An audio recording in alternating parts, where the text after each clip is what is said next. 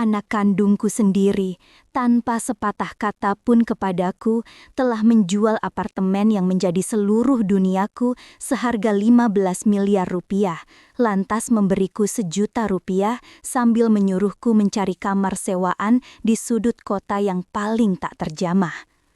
Aku hanya bisa tersenyum simpul kala itu. Mereka sama sekali tak menyadari apa yang telah kusiapkan beberapa hari sebelumnya. Sebelum kita menyelami kisah ini lebih dalam, luangkan sejenak untuk menekan tombol suka dan berlangganan di saluran Bayang-Bayang Hidup. Ikuti petualanganku hingga usai dan jangan lupa tuliskan di kolom komentar dari kota mana Anda menyaksikan tayangan ini agar aku tahu seberapa jauh cerita ini telah menyentuh hati. Namaku Ibu Lestariwati dan usiaku kini menginjak 67 tahun. Hampir separuh abad hidupku kujalani di sebuah hunian apartemen tua bergaya Art Deco di kawasan Kebayoran Baru, Jakarta Selatan. Bangunan ini berdiri tegak sejak era kolonial Belanda. Dindingnya tebal menjulang, jendela-jendela kayunya berbingkai cat putih yang kini mulai usang, dan langit-langitnya begitu tinggi dihiasi ukiran timbul yang orang-orang dulu sebut sebagai plafon mahkota. Lantainya terbuat dari kayu jati asli yang mengeluarkan semerbak harum lembut setiap kali hujan menyapa.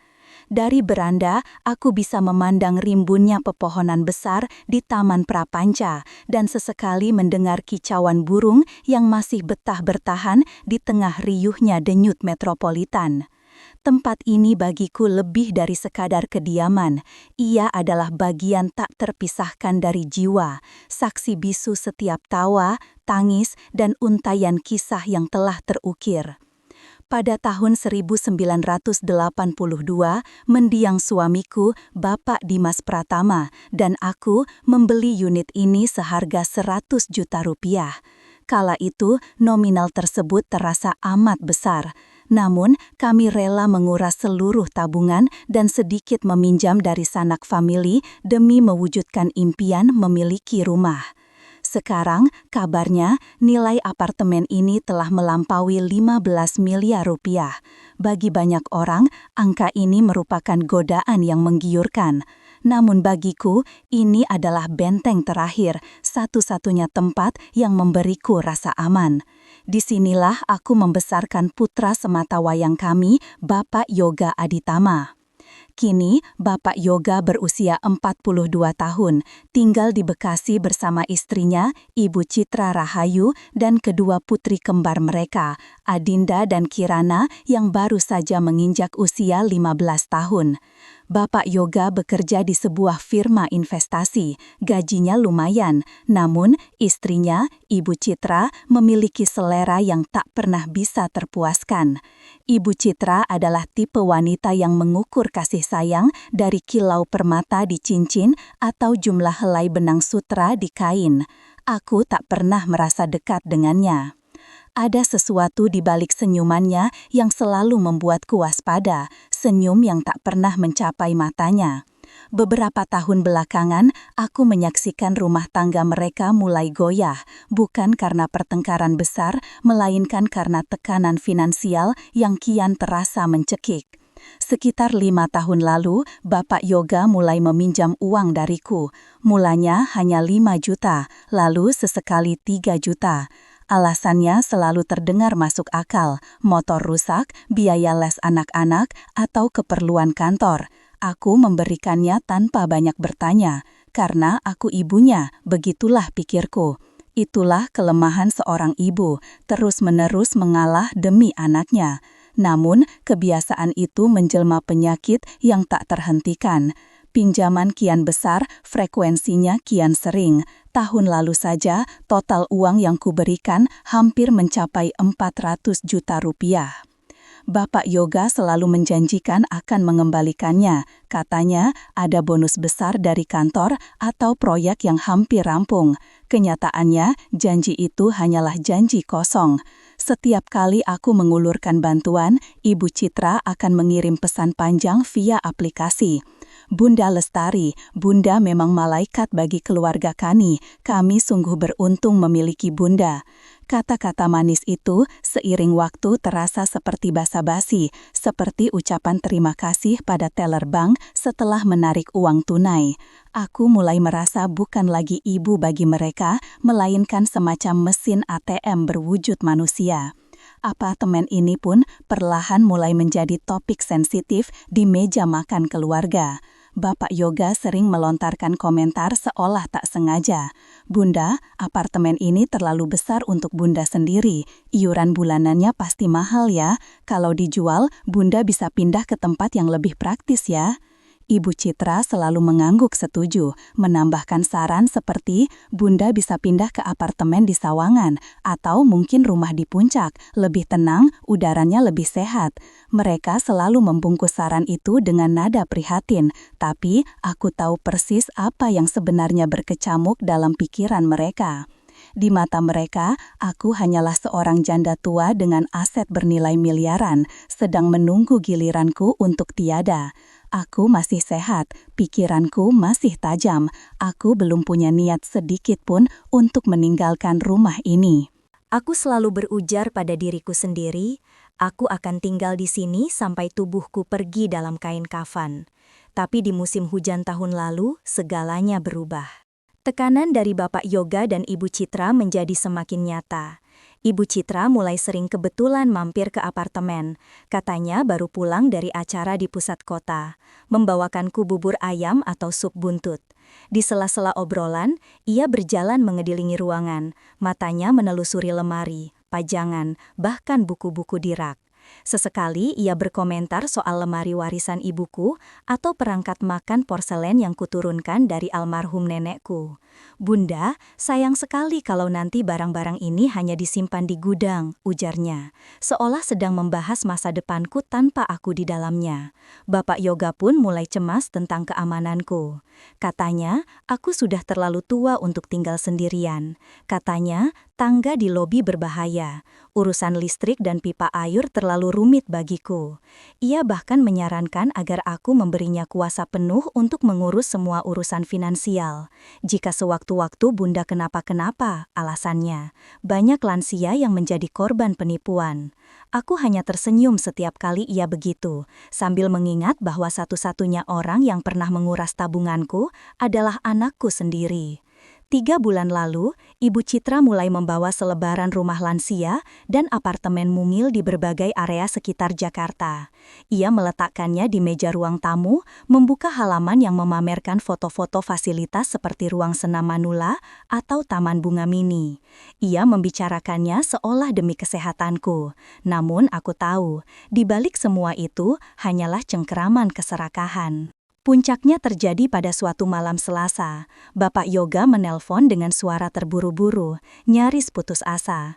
Katanya, ibu mertuanya butuh perawatan mahal di sebuah rumah sakit swasta. Kantornya sedang merumahkan pegawai. Adinda dan Kirana harus ikut kursus persiapan ujian masuk SMA unggulan. Ia butuh 500 juta rupiah dan harus segera. Saat aku terdiam mencoba mencerna, nadanya berubah tajam. Ia menuduhku egois, menimbun harta sementara keluarga sendiri kesusahan. Katanya, aku terjebak di masa lalu, mempertahankan apartemen besar sendirian sementara mereka harus berjuang. Ucapan itu terasa seperti tamparan dingin, bukan karena jumlah uangnya, melainkan karena nada suaranya. Datar, penuh hak, seakan-akan semua yang kumiliki memang miliknya. Aku memberinya uang itu. Namun setelah telepon ditutup, aku duduk diam di ruang tamu berjam-jam. Bukan sedih, bukan marah. Yang kurasakan adalah kesadaran yang sangat jernih. Aku bukan lagi ibunya di matanya. Aku hanyalah sumber daya yang harus diatur dan pada akhirnya dikuras habis. Dan saat itu, tanpa berkata pada siapapun, aku memutuskan, kalau mereka ingin melenyapkanku dari hidupku sendiri, aku akan memastikan mereka menyesali keputusan itu. Sejak percakapan malam itu, aku mulai memperhatikan hal-hal yang sebelumnya kuabaikan. Bapak Yoga dan Ibu Citra, yang biasanya jarang datang kecuali saat hari raya atau ulang tahun, kini sering mampir ke apartemen. Awalnya aku mengira itu adalah bentuk perhatian mereka. Ibu Citra akan datang membawa bakwan goreng atau getuk sambil berkata bahwa ia khawatir aku jarang makan makanan bergizi. Ia duduk di ruang tamu sambil memandangi sekeliling. Jemarinya menyusuri ukiran kursi kayu jati peninggalan mertuaku atau memegang piring keramik Tiongkok warisan nenekku. "Bunda, piring ini harganya pasti mahal sekali. Kalau dijual, hasilnya bisa untuk biaya sekolah cucu-cucu," ujarnya suatu kali sambil tersenyum lebar. Aku hanya menjawab dengan anggukan singkat, pura-pura tidak mengerti maksudnya. Aku juga melihat perubahan pada Bapak Yoga. Jika dulu ia jarang bicara panjang lebar soal urusan rumahku, kini ia mulai banyak bertanya tentang syarat dan ketentuan dari pengelola apartemen jika ada pergantian pemilik, tentang apakah aku punya surat wasiat, tentang siapa saja yang tercatat sebagai ahli waris. Pertanyaan-pertanyaan itu ia sampaikan seolah sambil lalu, tapi nada suaranya penuh perhitungan. Perasaanku makin tidak tenang ketika aku melihat Ibu Citra diam-diam memotret beberapa ruangan di apartemenku dengan ponselnya. Awalnya ia beralasan ingin mengirim foto kepada Adinda dan Kirana karena kangen rumah neneknya. Namun saat kulihat hasil potret yang sempat terbuka di layarnya, sudut-sudut foto itu terlalu rapi, terlalu terfokus pada perabot dan tata ruang, seperti foto untuk penjualan properti. Malamnya aku tidak bisa tidur. Sambil mendengarkan suara hujan di luar jendela, aku mencoba merangkai semua kejadian. Kunjungan yang semakin sering, tatapan penuh hitungan pada barang-barangku, pertanyaan soal wasiat dan syarat jual beli, semuanya mengarah pada satu hal yang membuat darahku berdesir dingin. Mereka sedang menyusun rencana untuk mengambil apartemen ini dariku. Pagi berikutnya, aku menghubungi seorang teman lama, Dewi Anggraini, yang kini bekerja di kantor hukum. Aku menceritakan semua kecurigaanku. Dewi hanya diam sejenak sebelum berkata, "Kalau dugaanmu benar, mereka bisa menggunakan jalur hukum untuk memaksa. Apalagi kalau mereka mengklaim Bunda sudah tidak mampu mengurus diri sendiri."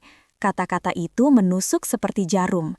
Dewi lalu memperkenalkan aku kepada seseorang yang katanya bisa dipercaya, seorang detektif swasta bernama Bu Indah Sari, usianya sekitar 50-an, sorot matanya tajam dan tatapannya tidak mudah dibohongi. Saat kami bertemu di sebuah warung kopi kecil dekat stasiun Cikini, ia mendengarkan ceritaku tanpa menyela. Setelah aku selesai, ia berkata pelan namun tegas, "Kalau memang benar mereka punya niat buruk, kita harus punya bukti, bukan hanya prasangka."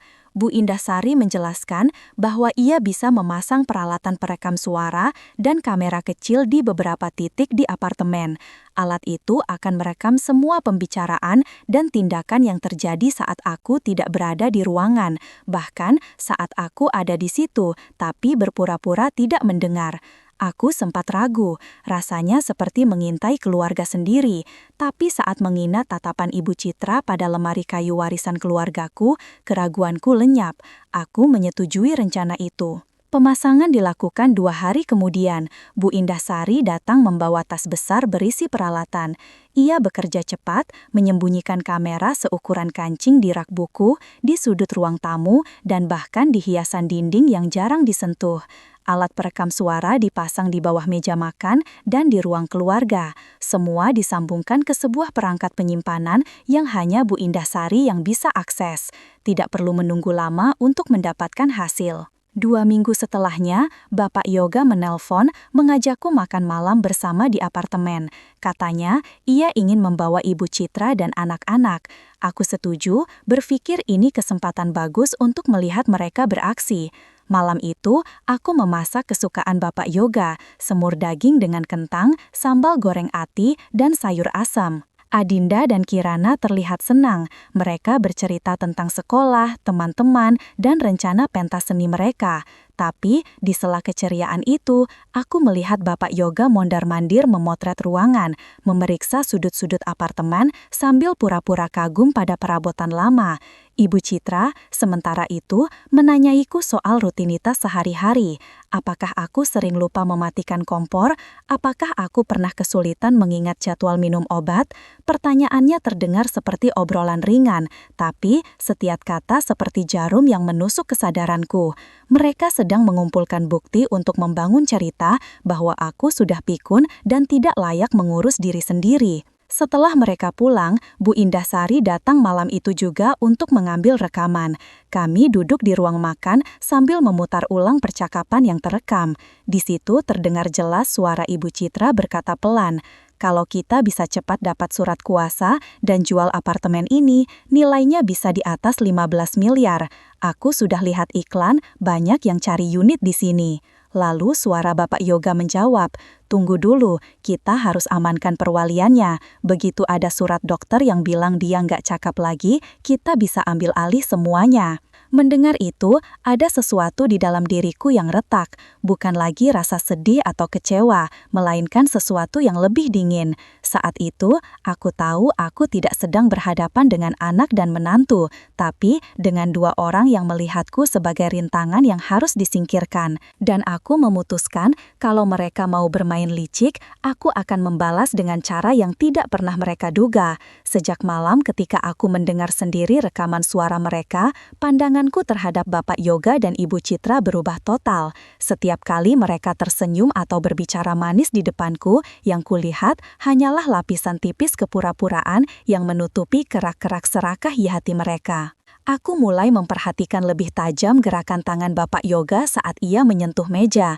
Tatapan mata Ibu Citra yang menyapu seisi ruangan seperti sedang menghitung harga perabot satu persatu.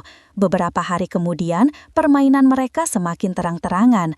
Ibu Citra datang tanpa memberi kabar sebelumnya, membawa semangkuk sop buntut. Katanya, "Bunda, makan yang bergizi ya, biar nggak gampang sakit." Tapi begitu ia masuk, ia langsung mengelilingi ruang tamu. Ia menunjuk kerusakan kecil di plafon dekat balkon, lalu berkata, "Ini sudah mulai rusak, Bunda kan sendirian, nanti kalau plafon jatuh bisa bahaya." Ia memotret bagian yang rusak itu. Setelah itu, ia masuk ke kamar tamu dan membuka lemari. Melihat tumpukan kain batik warisan ibuku, ia tersenyum miring. "Sayang sekali kalau batik ini cuma disimpan, bisa dijual mahal, Bunda." Beberapa hari berikutnya, giliran Bapak Yoga yang datang. Ia membawa map berisi dokumen. Katanya, ini hanya formulir darurat, surat kuasa untuk memudahkannya mengurus segala urusan jika aku kenapa-kenapa mendadak. Aku pura-pura bingung. Untuk apa ya? Bukankah semua urusanku sudah tertib? Bapak Yoga mulai menghela napas panjang seperti menghadapi anak kecil yang keras kepala. "Bunda nggak paham, ini penting. Banyak orang tua yang jadi korban penipuan. Kalau ada aku yang mengurus, semua aman." Ia mengeluarkan ballpoint, menaruh dokumen itu di depanku. Aku melihat sekilas ada surat kuasa penuh untuk mengelola harta dan aset. Tanganku pura-pura bermetar saat memegangnya.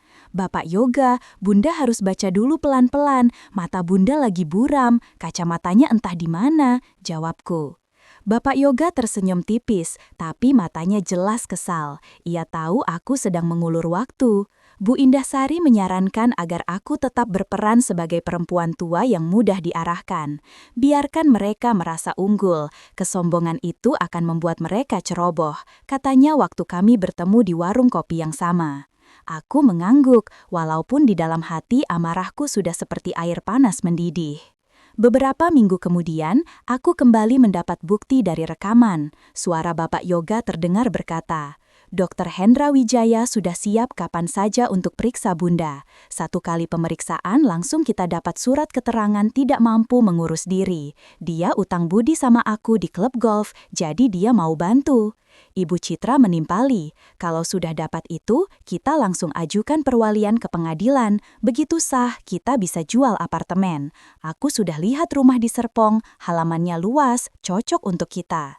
Mereka bahkan membicarakan bagaimana cara memberitahu Adinda dan Kirana jika tiba-tiba aku menghilang dari apartemen. Ibu Citra tertawa kecil lalu berkata, "Bilang saja, Bunda sakit dan harus dirawat di tempat khusus. Lama-lama anak-anak juga lupa." Mendengar kalimat itu, dari cucu-cucuku sendiri dibicarakan seperti barang yang bisa dihapus dari kehidupan mereka, membuat hatiku mengeras. Beberapa hari setelah itu, rencana mereka mulai bergerak.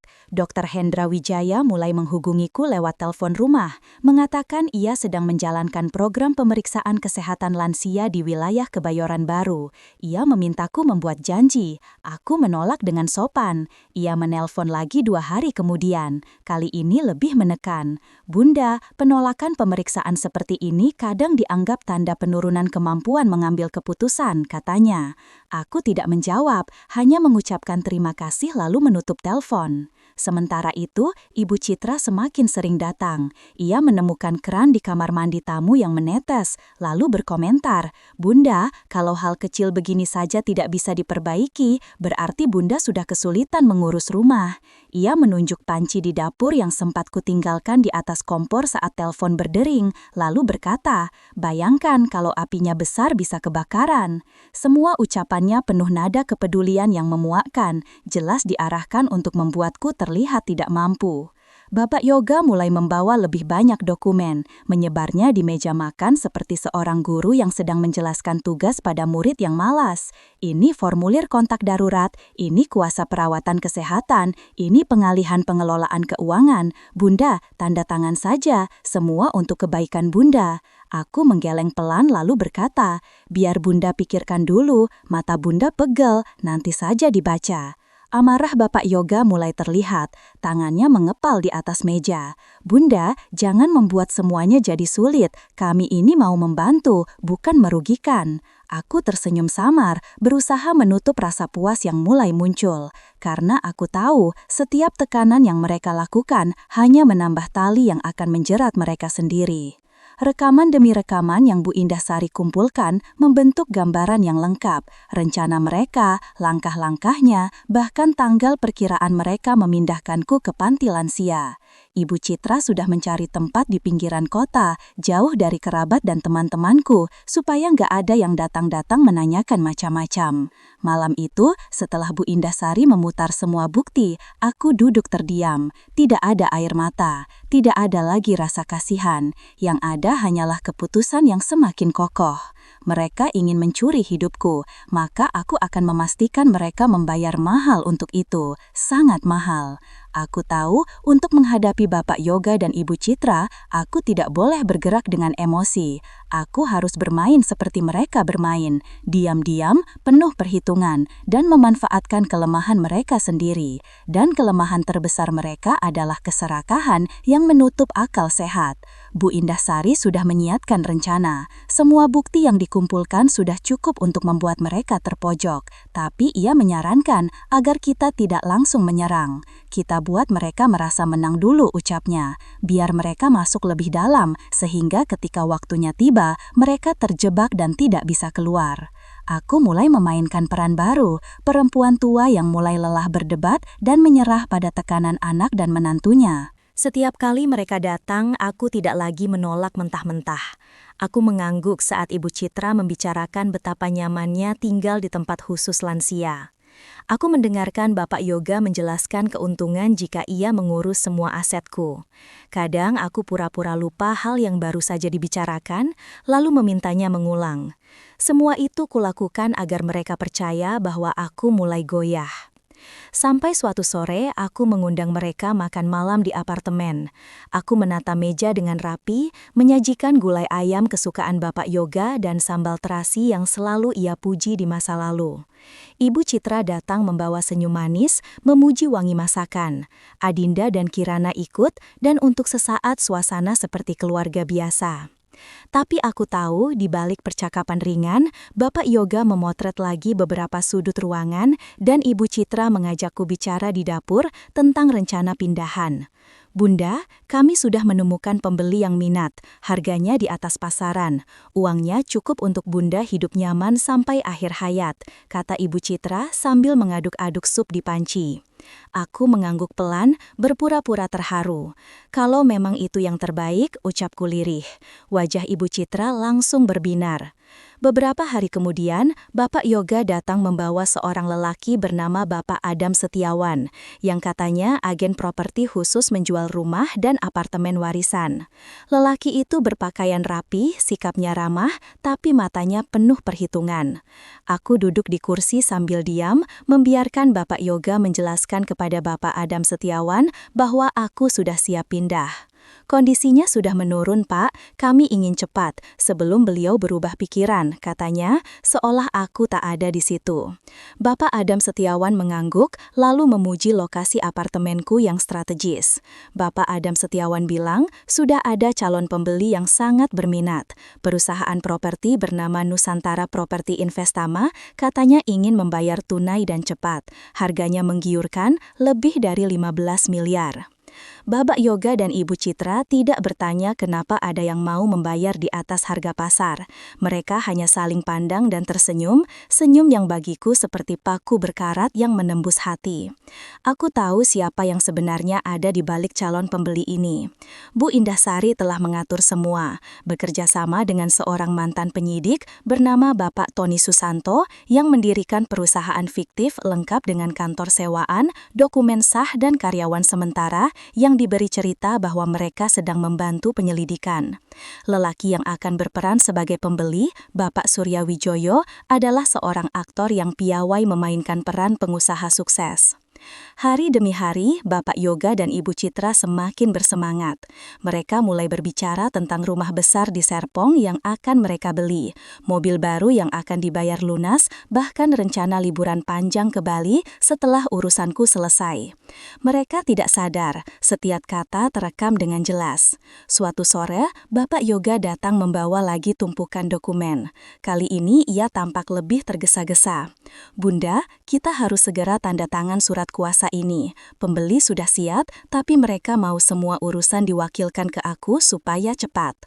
Aku pura-pura bingung. Surat kuasa yang mana ya? Bukannya kemarin sudah?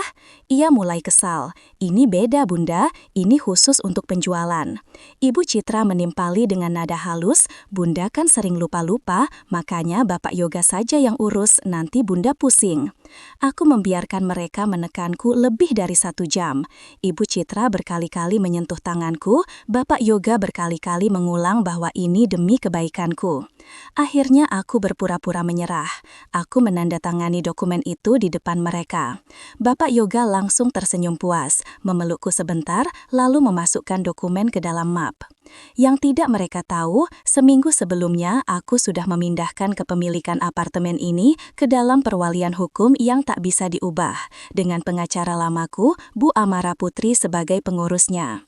Surat kuasa yang mereka banggakan itu tidak ada nilainya, tapi tanda tangan yang kuletakkan malam itu bersama semua rekaman paksaan yang terekam jelas justru menjadi bukti bahwa mereka memaksa seseorang yang mereka klaim tidak cakap hukum untuk menandatangani dokumen penting itu, sebuah pelanggaran berat. Ketika mereka pulang malam itu, aku duduk di ruang tamu dalam gelap. Angin malam masuk lewat jendela, membawa suara kendaraan dari jalan di bawah. Aku menutup mata, membiarkan semua rencana yang sudah disusun Bu Indah dan aku berputar kembali di kepalaku.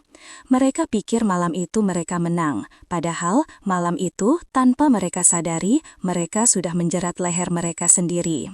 Hari-hari setelah aku menandatangani surat kuasa itu adalah masa yang paling menghibur bagiku. Aku menyaksikan Bapak Yoga dan Ibu Citra semakin larut dalam bayangan kehidupan baru yang penuh kemewahan. Mereka tampak seperti orang yang sudah memegang kunci surga. Padahal sesungguhnya mereka sedang berdiri di tepi jurang yang mereka gali sendiri. Bapak Yoga berhenti bekerja. Kepada kantornya, ia berkata akan fokus merawat ibunya yang sudah menua. Aku tahu itu hanya alasan untuk menutup niat sebenarnya. Ia yakin uang hasil penjualan apartemen ini akan cukup membuatnya hidup nyaman tanpa perlu bekerja lagi. Ibu Citra mulai berkeliling perumahan di kawasan Serpong dan Alam Sutera, membayar uang tanda jadi untuk rumah besar yang ia incar. Ia bahkan memesan sofa kulit impor, lampu gantung kristal, dan lemari dapur dari bahan marmer. Semuanya dengan uang muka yang diambil dari pinjaman sementara, karena mereka yakin penjualan apartemen akan segera cair. Tak hanya itu, mereka mendaftarkan Adinda dan Kirana ke sekolah swasta terkenal di Jakarta Selatan dengan biaya masuk yang hampir setara harga mobil. Adinda bercerita padaku dengan wajah berseri-seri, mengira ini adalah hadiah dari kerja keras orang tuanya. Sementara aku hanya tersenyum tipis, merasakan perih yang aneh di dada. Bukan karena iba pada Bapak Yoga atau Ibu Citra, tapi karena aku tahu dua cucuku yang polos itu kelak akan mengetahui kebenaran yang menyakitkan. Di rumah, Ibu Citra semakin sibuk membuat daftar barang-barang di apartemen yang akan ia ambil. Karpet Persia di ruang tamu itu kita bawa saja. Bunda nggak butuh lemari kaca di ruang makan juga, katanya sambil menulis di buku catatannya. Bapak Yoga menyetujui, bahkan membicarakan di depanku barang mana yang akan dijual dan mana yang akan dibuang. Mereka berbicara seolah aku sudah tidak ada. Seolah aku hanyalah nama di selembar sertifikat yang tinggal dicoret. Suatu hari, aku menerima kabar dari Bu Indah Sari bahwa mereka telah memanggil jasa pindahan. Jadwalnya sudah ditentukan, 1 minggu setelah penutupan penjualan, seluruh barangku akan diangkut keluar. Bu Indah Sari sudah menghubungi pihak jasa pindahan itu, memperkenalkan diri sebagai kuasa hukumku, dan memberitahu bahwa jika ada pengambilan barang tanpa izin tertulis dariku, itu termasuk pencurian.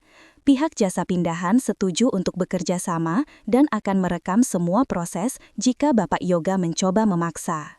Sementara itu, calon pembeli yang diperankan Bapak Surya Wijoyo terus memainkan perannya. Ia datang meninjau apartemen 2 kali lagi, memuji tata letak ruangan, bertanya detail soal peraturan pengelola gedung, dan selalu membawa pengacaranya untuk membuat semuanya terlihat resmi. Bapak Adam Setiawan, sang agen, semakin bersemangat. Ia mulai menghitung-hitung komisi yang akan ia dapatkan, bahkan bercerita pada Bapak Yoga tentang rencana membeli mobil baru dari uang tersebut.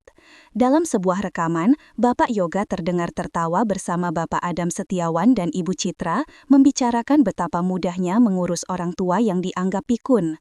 Kalau sudah pegang surat kuasa, semua bisa diatur. Dia gak akan sempat sadar apa yang terjadi, kata Bapak Yoga sambil terkekeh. Ibu Citra menimpali, yang penting kita cepat pindahkan dia ke tempat lansia, di sana nggak ada yang ikut campur. Kata-kata itu membuat darahku berdesir, tapi juga semakin meneguhkan tekadku.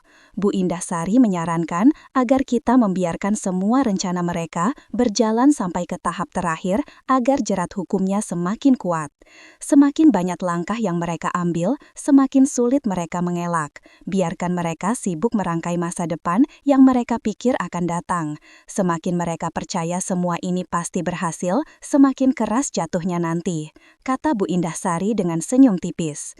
Hari demi hari, aku tetap memerankan perempuan tua yang penurut.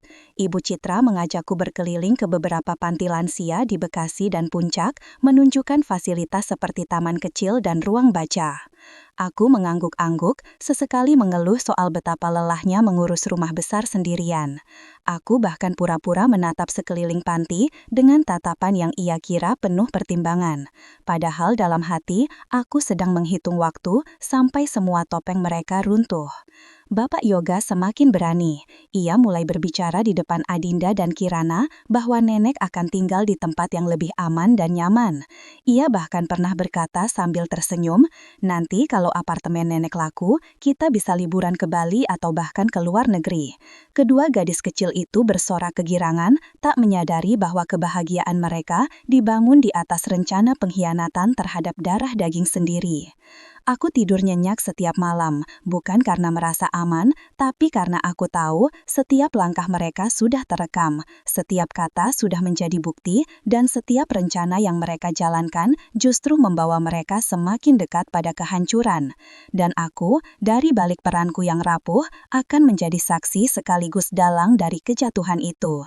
Hari itu, udara Jakarta panas dan lengket, bahkan dari dalam apartemenku yang sudah dinyalakan pendingin udara sejak pagi. Aku duduk di kursi rotan dekat jendela, memandangi jalanan yang padat ketika Bapak Yoga datang dengan langkah cepat, wajahnya penuh semangat. Di tangannya ada map coklat tebal. Ibu Citra menyusul di belakang, membawa tas besar yang selalu penuh kertas dan catatan. Bunda, kata Bapak Yoga sambil duduk di kursi tamu tanpa basa-basi. Semua sudah beres, pembeli tinggal menunggu tanda tangan di kantor notaris. Kalau kita setuju, minggu depan transaksi selesai, uangnya masuk, dan Bunda langsung pindah ke tempat yang kita sudah pilih kemarin. Aku menatapnya lama, seolah mencoba mencerna ucapannya. Minggu depan, tanyaku pelan. Ibu Citra langsung mengangguk, wajahnya cerah.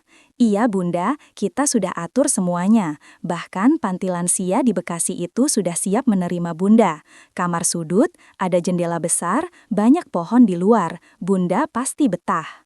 Aku pura-pura tersenyum, padahal dalam hati aku membayangkan bagaimana wajah mereka akan berubah ketika tahu semua ini hanyalah jebakan. Kalau memang begitu, baiklah, jawabku pelan, membuat Ibu Citra semakin lega. Mereka mulai membicarakan rincian tentang jadwal pengangkutan barang, soal kendaraan yang akan mengantarku ke panti, bahkan tentang siapa yang akan mengurus apartemen setelah pembeli resmi memilikinya. Aku hanya duduk diam mendengarkan, kadang aku mengangguk, kadang menghela napas, membuat mereka yakin aku sudah menerima nasib di luar pengetahuan mereka. Setiap pertemuan itu selalu direkam. Bu Indah Sari sudah menyiapkan alat kecil yang diselipkan di sudut rak buku. Bahkan, jika mereka berbicara pelan, suaranya tetap jelas terekam. Semua pembicaraan hari ini tentang bagaimana mereka akan memindahkanku, menjual barang-barangku, dan mengatur keuangan hasil penjualan akan menjadi bagian dari bukti yang tak terbantahkan. Beberapa hari kemudian, aku diundang Bapak Yoga untuk bertemu di kantor Bapak Adam Setiawan. Mereka ingin aku melihat sendiri berkas penjualan. Kantor itu berada di ruko 3 lantai di daerah Rawamangun dengan cat kram yang mulai kusam. Begitu masuk, aku disambut Bapak Adam Setiawan dengan senyum ramah yang palsu. Bu Lestari, senang sekali bisa bertemu lagi. Semua sudah siap, tinggal tanda tangan di sini, ujarnya sambil menunjuk tumpukan kertas di meja. Aku duduk perlahan, membuka berkas itu satu persatu. Tentu saja semua sudah diatur Bu Indah Sali. Berkas itu terlihat resmi, tapi setiap pasalnya mengandung perangkap yang akan menjadi bumerang bagi Bapak Yoga dan Ibu Citra. Mereka tidak menyadari bahwa dokumen tersebut hanyalah salinan yang tak memiliki kekuatan hukum, namun cukup untuk membuktikan bahwa mereka memaksa aku menandatangani sesuatu yang mengalihkan seluruh hakku. Di ruang itu, Bapak Surya Wijoyo hadir sebagai pembeli, mengenakan batik rapi dan membawa tas kerja. Ia berbicara sopan, memuji apartemenku, lalu berkata, "Kami ingin segera menempati, lokasinya sangat strategis, cocok untuk keluarga saya." Bapak Yoga terlihat semakin tak sabar, bahkan sesekali menepuk-nepuk meja kecil di sampingnya. Setelah semuanya dibacakan, aku menatap Bapak Yoga. Kalau ini sudah pasti baik untuk semua, Bunda tanda tangan. Ibu Citra langsung menggeser ballpoint ke tanganku. Tanganku sedikit bergetar, bukan karena gugup, tapi karena menahan tawa yang hampir pecah. Aku menandatangani di tempat yang mereka tunjuk. Bapak Yoga menghembuskan nafas lega. Ibu Citra tersenyum puas dan Bapak Adam Setiawan bertepuk tangan kecil. Setelah itu, mereka mengantarku pulang. Di perjalanan, Bapak Yoga bercerita tentang mobil baru yang akan ia beli. Ibu Citra mulai membicarakan pesta kecil untuk merayakan permulaan baru. Aku hanya duduk di kursi belakang, memandangi jalanan yang padat sambil membayangkan waktu yang semakin dekat ketika semua rencana mereka hancur dalam sekejap. Malamnya, Bu Indah Sari datang ke apartemen. Ia membawa berkas asli yang sudah kami amankan jauh sebelum pertemuan tadi. Mereka sudah masuk ke tahap terakhir, katanya sambil tersenyum. Begitu dana penjualan ini gagal masuk dan semua bukti kita serahkan, pintu untuk mereka akan tertutup selamanya. Aku menatap Bu Indah Sari lama, lalu mengangguk.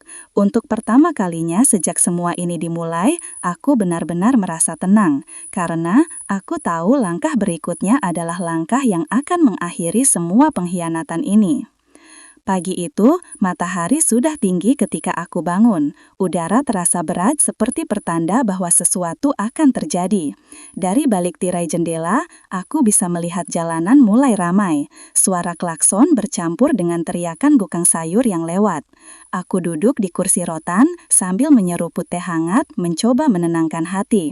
Walaupun di dalam dada ada degup yang tak bisa sepenuhnya kutahan. Hari ini adalah hari yang sudah mereka nantikan, sekaligus hari yang akan menutup semua langkah mereka. Sekitar pukul 9, Bapak Yoga datang. Bajunya rapi, rambutnya disisir licin, dan wajahnya memancarkan keyakinan penuh. Ibu Citra menyusul, memakai gaun warna merah tua dan membawa map besar. "Bunda, sudah siap?" tanya Ibu Citra sambil tersenyum manis. Aku mengangguk pelan, "Siap." Mereka mengajakku ke kantor notaris yang sudah disewa Bapak Adam Setiawan untuk menyelesaikan transaksi. Kantor itu berada di lantai 2 sebuah gedung perkantoran di Sudirman. Dari luar semuanya tampak resmi. Ada papan nama berwarna emas di depan pintu dan resepsionis yang menyambut ramah. Aku berjalan pelan, seolah benar-benar perempuan tua yang sedikit lelah. Sementara di belakangku, Bu Indah Sari dan Bapak Tony Susanto mengamati dari jauh, menyamar sebagai klien lain yang sedang menunggu giliran. Di ruang pertemuan, Bapak Surya Wijoyo sudah duduk rapi dengan wajah penuh senyum. "Selamat pagi, Bu Lestari," sapanya sopan. Bapak Adam Setiawan berdiri di sampingnya, memperlihatkan tumpukan dokumen. Bapak Yoga langsung memegang bahuku, membimbingku duduk di kursi. Ibu Citra duduk di sebelahku, menatap setiap gerakanku. "Bunda, ini hanya formalitas, semua sudah kita atur," kata Bapak Yoga sambil menunjuk halaman terakhir dokumen. Aku pura-pura membaca, mengangguk pelan, lalu menatap Bapak Surya Wijoyo. "Kalau memang ini sudah benar, kita lanjut saja," ucapku dengan suara serak. Ballpoint disodorkan ke tanganku. Aku menandatangani di hadapan mereka, satu demi satu lembaran yang mereka yakini akan mengubah hidup mereka. Bapak Yoga tersenyum lebar. Ibu Citra memegang tanganku sebentar seolah mengucap terima kasih. Bapak Adam Setiawan bahkan berbisik, "Ibu tidak akan menyesal." Begitu semua selesai, Bapak Adam Setiawan berkata, "Dana akan ditransfer ke rekening yang sudah Bunda berikan paling lambat 3 hari kerja." Bapak Yoga menepuk meja kecil di depannya. "Nah, berarti kita sudah aman." Ibu Citra tampak tak sabar, matanya berbinar-binar seperti anak kecil yang menunggu hadiah. Kami meninggalkan kantor itu menjelang siang. Dalam perjalanan pulang, Bapak Yoga dan Ibu Citra sibuk membicarakan apa yang akan mereka lakukan begitu uang masuk. Bapak Yoga menyebut rumah di Serpong yang sudah ia incar. Ibu Citra mulai menghitung biaya renovasi. Aku hanya mendengarkan, menatap keluar jendela, melihat Jakarta berdenyut dengan segala hiruk-pikuknya. Sesampainya di apartemen, Bapak Yoga memberitahuku bahwa besok mereka akan mulai mengemas barang-barangku. Supaya begitu uang masuk, kita bisa langsung pindah, katanya. Aku mengangguk, tersenyum samar. "Baiklah." Malamnya, Bu Indah Sari datang lagi. Ia membawa sebuah map berisi foto dan salinan rekaman dari seluruh proses hari ini. "Semua sudah lengkap, besok kita tinggal tunggu waktu yang tepat untuk membuka semuanya," katanya sambil duduk di sofa. Bapak Tony Susanto yang ikut bersamanya menambahkan, "Begitu mereka sadar uang itu tak pernah masuk, semua bukti ini langsung kita serahkan." Aku menatap map itu lama. Isinya bukan hanya kertas dan foto, melainkan akhir dari segala ketakutan yang pernah kutanggung selama berbulan-bulan. Di luar jendela, lampu-lampu kota berkelip, seolah ikut menyaksikan bahwa besok pintu yang selama ini terbuka untuk pengkhianatan akan tertutup rapat dan tidak akan pernah lagi terbuka untuk mereka. 3 hari setelah pertemuan di kantor notaris itu, udara di apartemenku terasa berbeda. Ada ketegangan yang menggantung di setiap sudut, seolah tembok-tembok ini tahu bahwa sesuatu yang besar akan terjadi. Pagi itu, Bapak Yoga datang dengan wajah yang tak lagi cerah. Ibu Citra berjalan di belakangnya tanpa senyum, hanya menenteng ponsel di tangannya. "Ada masalah," kata Bapak Yoga tanpa basa-basi. Ia duduk di kursi tamu, meletakkan mapnya dengan keras. "Bapak Adam Setiawan bilang uang dari pembeli belum masuk rekening. Katanya ada kendala teknis, padahal semua surat sudah ditandatangani." Aku memandangnya pura-pura terkejut. Kenapa bisa begitu? Bukannya semua sudah pasti? Tanyaku dengan suara datar. Ibu Citra menghela napas, duduk di samping Bapak Yoga. Itu dia, Bunda, katanya pembeli minta waktu tambahan, tapi Bapak Adam Setiawan jamin minggu depan sudah beres. Minggu berikutnya datang, dan kabar yang sama kembali diucapkan. Masih proses, ada dokumen yang kurang, notaris sedang mengurus legalisasi tambahan. Alasan demi alasan keluar dari mulut Bapak Adam Setiawan yang disampaikan Bapak Yoga kepadaku dengan nada mulai kesal. Ibu Citra mulai gelisah, utamanya karena uang muka rumah di Serpong sudah dibayarkan dan penjual rumah itu mulai mendesak pelunasan. Sementara itu, aku tetap menjalani hari seperti biasa, minum teh di pagi hari, menyiram tanaman di balkon, sesekali menonton berita di televisi. Tapi setiap malam, Bu Indah Sari datang membawa kabar terbaru. Mereka mulai saling curiga katanya. Bapak Yoga sudah menekan Bapak Adam Setiawan. Ibu Citra mulai mempertanyakan apakah Bapak Surya Wijoyo benar-benar pembeli yang serius. Aku hanya tersenyum mendengar itu. Semua berjalan sesuai rencana. Semakin lama mereka menunggu uang yang tak pernah ada, semakin besar rasa panik yang tumbuh. Dan ketika rasa panik itu memuncak, barulah jerat akan menutup rapat. Beberapa hari kemudian, Bapak Yoga datang sendirian. Wajahnya pucat, matanya merah seperti kurang tidur. Bunda, aku nggak ngerti lagi. Bapak Adam Setiawan sekarang susah dihubungi. Pembeli juga menghilang. Notaris bilang nggak bisa berbuat apa-apa tanpa pihak pembeli.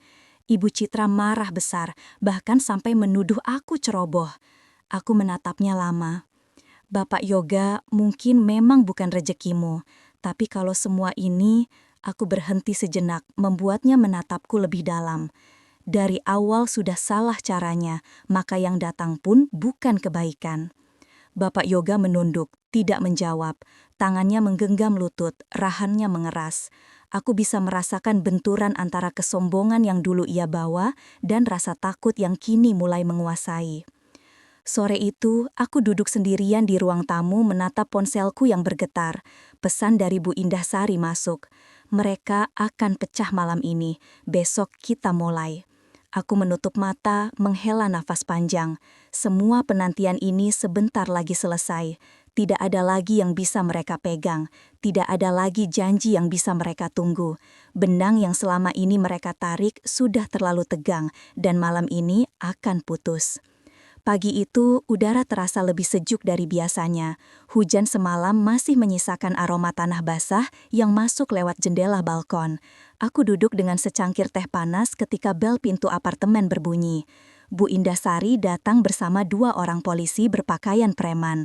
Wajahnya tegas, matanya tajam. Bu Lestari, waktunya, katanya singkat. Tidak lama kemudian, Bapak Yoga dan Ibu Citra muncul. Bapak Yoga masih memakai kaos lusuh dan celana rumah. Rambutnya berantakan. Ibu Citra tampak muram, wajahnya lelah seperti habis menangis. Bunda, Bapak Adam Setiawan hilang. Nomor teleponnya nggak aktif, kantornya kosong. Seru Bapak Yoga dengan suara setengah berteriak. Aku tidak menjawab. Bu Indah Sari yang melangkah maju.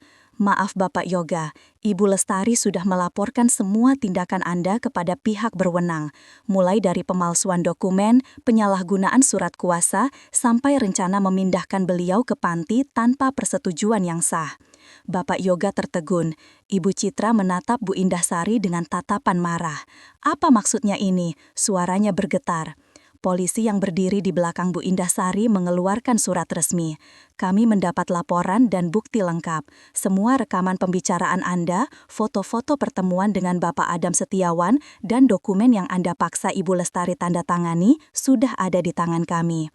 Bapak Yoga mulai gemetar. Bunda yang ngatur ini semua, tanyana dengan suara lirih seperti tidak percaya. Aku menatap matanya, menahan semua amarah dan luka yang sudah lama ku pendam. Kamu anakku, Bapak Yoga, tapi darah dan hubungan keluarga tidak bisa jadi alasan untuk mengkhianati orang yang melahirkanmu. Kamu menggali lubangmu sendiri. Ibu Citra mencoba membela diri. Itu semua hanya salah paham. Kami cuma... Bu Indah Sari memotong dengan suara dingin. Salah paham? Anda berdua bahkan sudah menyiapkan panti lansia, memesan jasa pindahan, dan menjual barang-barang di rumah ini tanpa izin sah. Semua terekam jelas. Polisi kemudian meminta Bapak Yoga dan Ibu Citra ikut ke kantor untuk dimintai keterangan. Bapak Yoga menunduk, tidak melawan. Ibu Citra masih mencoba berbicara, tapi suaranya tertelan oleh derap langkah aparat yang membawanya pergi. Setelah pintu menutup, apartemen terasa sangat sunyi. Bu Indahsari duduk di depanku, meletakkan map tebal di meja.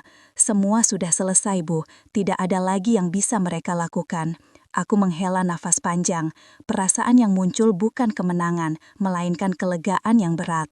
Bulan-bulan penuh tipu daya ini akhirnya berakhir. Tidak ada lagi wajah manis yang menyembunyikan pisau di belakang punggung. Tidak ada lagi langkah kaki yang diam-diam mengukur jarak menuju kejatuhanku. Di luar, langit mulai cerah. Sinar matahari masuk ruang tamu, memantul di lantai marmer yang dingin. Untuk pertama kalinya sejak lama, aku merasa rumah ini benar-benar milikku lagi. Bukan hanya di atas kertas, tapi juga dalam rasa aman yang kembali mengisi setiap sudutnya. Hari-hari setelah Bapak Yoga dan Ibu Citra dibawa polisi terasa begitu berbeda. Apartemen ini kini kembali hening, tanpa suara langkah tergesa atau bisikan-bisikan yang menyimpan maksud tersembunyi. Aku bisa berjalan dari ruang tamu ke balkon tanpa merasa ada mata yang mengawasi. Udara pagi masuk lewat celah jendela, membawa aroma hujan semalam dan suara burung yang jarang sekali ku dengar sejak lama. Bu Indahsari masih sering datang, memastikan semua urusan hukumnya berjalan lancar. Bu Lestari tidak perlu khawatir, prosesnya memang panjang, tapi semua bukti sudah sangat kuat, mereka tidak akan bisa mengelak, katanya suatu siang sambil menyeruput kopi yang kubuatkan. Bapak Tony Susanto kadang ikut datang, membawa kabar terbaru dari pihak penyidik. Meski semua berjalan baik, aku tak bisa mengungkiri ada rasa perih di hatiku. Bapak Yoga adalah anakku, darah dagingku sendiri. Aku membesarkannya dengan segala upaya setelah ayahnya, Bapak Dimas Pratama, meninggal. Tapi entah sejak kapan hatinya berubah, melihatku bukan lagi sebagai ibu yang harus dihormati, melainkan sebagai penghalang untuk mendapatkan kemewahan. Ibu Citra yang dulu kuanggap sebagai anak juga ternyata tak kalah liciknya. Suatu sore aku duduk di balkon menatap langit jingga. Ingatan tentang masa kecil Bapak Yoga datang begitu jelas. Tawa renyahnya saat belajar naik sepeda. Wajahnya yang bangga saat menunjukkan nilai bagus di sekolah. Air mataku menetes.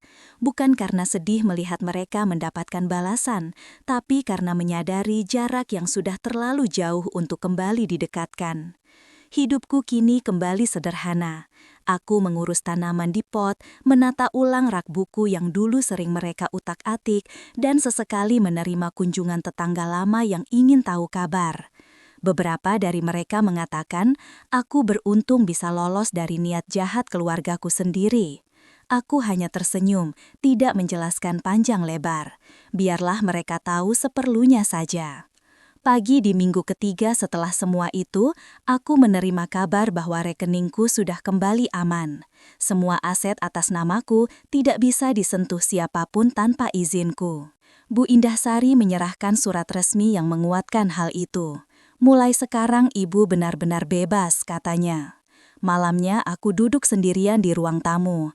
Lampu temara menyinari meja kayu di depanku. Di sana ada foto lama. Aku, Bapak Dimas suamiku, dan Bapak Yoga kecil masih tersenyum tanpa beban. Foto itu kutatap lama, lalu kusimpan kembali di laci. Hidup harus terus berjalan, dan aku memilih menutup pintu masa lalu yang penuh luka ini. Di luar Jakarta tetap sibuk seperti biasa, tapi di dalam hatiku, untuk pertama kalinya sejak bertahun-tahun, aku merasakan ketenangan yang sesungguhnya. Tidak ada lagi bayang-bayang pengkhianatan, tidak ada lagi ancaman yang bersembunyi di balik senyum. Hanya aku, rumahku, dan kebebasan yang kini benar-benar menjadi milikku.